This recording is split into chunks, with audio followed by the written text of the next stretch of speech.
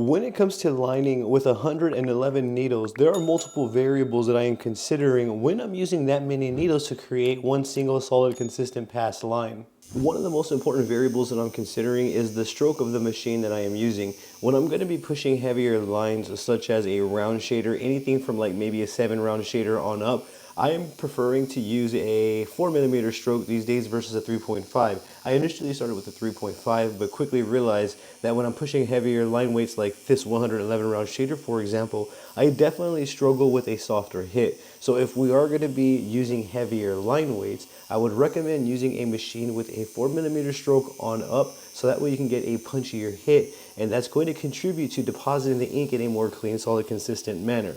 So aside from the stroke of my machine, I'm also considering the voltage that I'm using and the technique that I'm going to be using to apply the needles correctly. So one thing is important is I have to remember that this is 111 needles right here. I have to have them hit all together simultaneously in order for me to deposit ink in a clean, solid, consistent manner. More importantly, to deposit the ink in a one pass line. So where I'm at right now is the stroke of my machine, 4 on up. And I'm also going to be focusing on my technique. I want all of the needles to hit at once so that way I capture that line weight integrity. And I'm also going to be focusing on my voltage. Since this is a harder hitting machine, you can see I'm going to be running at 5.5. That's going to fluctuate from machine to machine depending on what you're using. It's going to determine the voltage that you feel comfortable with along with your technical application as well. So for this demonstration, I'm going to show you that with 5.5 volts, I'm able to pull clean, solid, consistent lines using 111 needles. So I have my stroke figured out. I have my voltage setting figured out. I have my angle that I'm aware of now in order to capture the integrity of the needle. I want to make sure that I have adequate ink flow. And then from here, it's going to be more on a technical front here. So I'm going to have to apply this technically now. So I'm going to start from here by identifying my point A.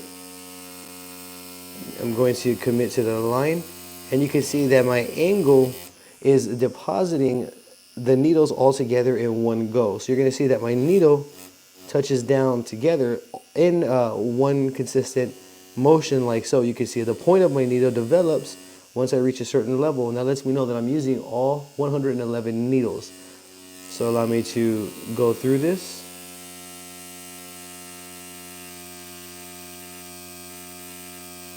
And then I'm going to focus on my hand speed to my voltage. Since I'm running at a lower voltage, I don't need to move fast. Since I'm using 111 needles, I need to make sure that I'm giving the needle enough time to make its rounds to even deposit the ink in a clean, solid, consistent manner. Now, if you're thinking that this would chew up the skin, that's going to be greatly dependent on your technical application and your skill set that you possess in order to use needles like this. Some artists may chew up the skin with improper technique, while others can do it like this and get the results that they desire. At the end, you're going to see that I'm going to taper out. I'm going to dab away. I'm going to apply a generous amount of ointment to remove any excess ink, so that way we can see the true results that I am demonstrating here. And you can see that I accomplished a clean, solid, consistent, saturated one pass line by using these techniques here. So where I am at is, first thing is I make sure I have an adequate stroke, which is 4mm on up, and especially if I'm going to be using needles of this line weight. Next, I want to make sure that I have a good, healthy voltage, and I align all my technical fronts: hand speed to voltage, my needle depth, my angle, adequate ink flow. All of this matters. All of this makes up to a clean, solid, consistent, saturated line. Keep in mind, I'm demonstrating this by accomplishing these lines in a single one pass because the goal is to be in and out with this heavy of a line weight. I'm going to repeat once again. So you can see I taper in, I have adequate ink flow. I can feel that all 111 needles are hitting together. I can feel that I have a good angle as well. And I can feel that the ink is depositing into the skin. It's important to remember that I'm going to give the needle enough time to make its rounds so that way the ink is deposited consistently.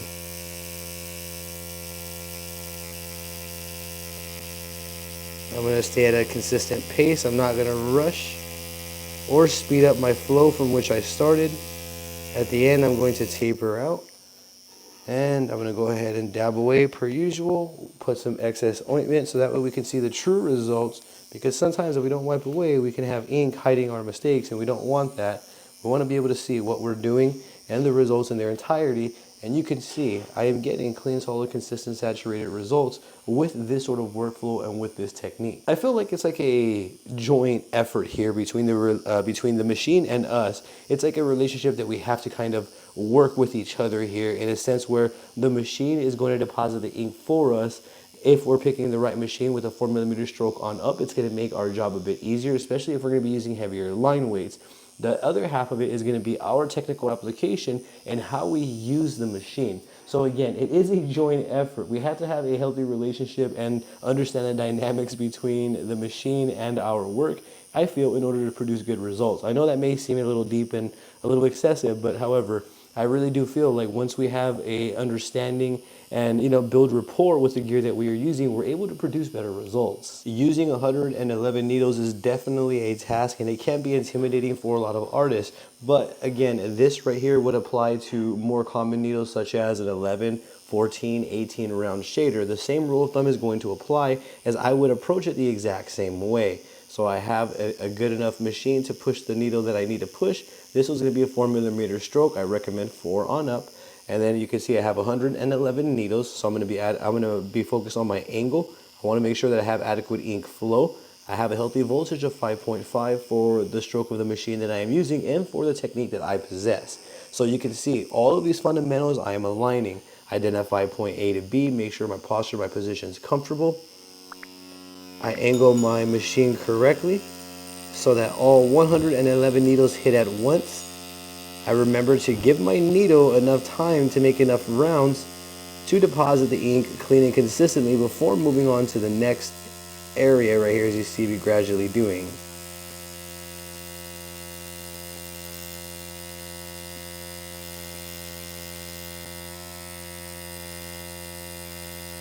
While keeping a consistent needle depth. And then a taper out at the end, like so.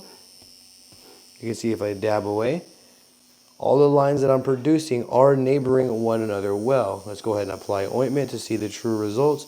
And you can see that I'm not yielding any sort of patchiness or inconsistencies. I'm yielding clean, solid, consistent, one pass saturated results. Exactly what I am setting out to do. So I'll go ahead and demonstrate this a couple more times, and I feel like it would be a great place to conclude the video. 4mm stroke machine, 5.5 voltage. All my settings are great. I'm going to go ahead and technically apply this as cleanly as I can here. My needle angle, hand speed to voltage, adequate ink flow.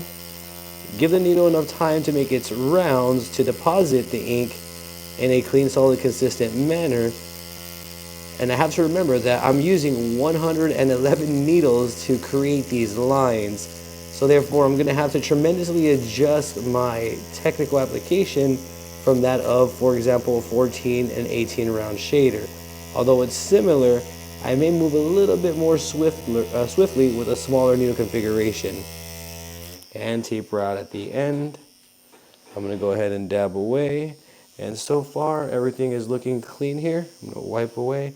And you can see each line that I've created here with you on this demonstration is neighboring one another well. We're not getting any sort of integrity fluctuations or any sort of patchiness or any inconsistencies. This is a very good sign. So I feel like I am on the right track. I'll go ahead and do this last one right here, and then I will conclude this video. If you have any questions at all, I encourage you to please drop a comment down below. I'll do my absolute best to assist you in the best possible direction. Also, please don't forget to subscribe to my YouTube channel and ring my bell, as I will be bringing more videos like this. If you feel like one of your friends can benefit or family can benefit from this video, please feel free to send them a link as well, as I greatly appreciate the support. But you can see it's going to be the same thing. More importantly, I'm not focusing on damaging the skin, because I know that I'm using just the very tips of the needle. So I'm allowing the needle enough time to create rounds and saturation for me. And then when I reach the end, I'm going to do one last taper out.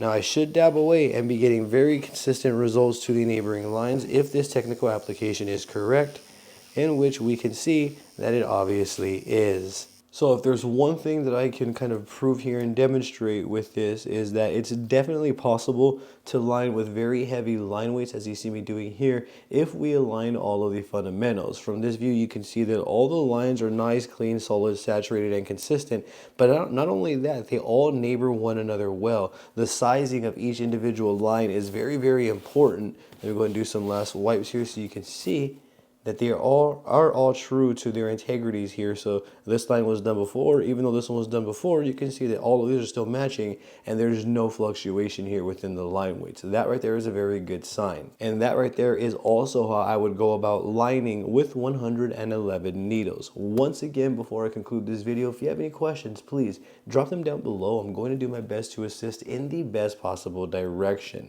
Don't forget to subscribe and ring that bell for me, as I will be bringing more videos. Please go ahead and thumbs up this video for me if you found it helpful. That'll be it for this one. Thank you for your time. I appreciate you watching. You have a great day.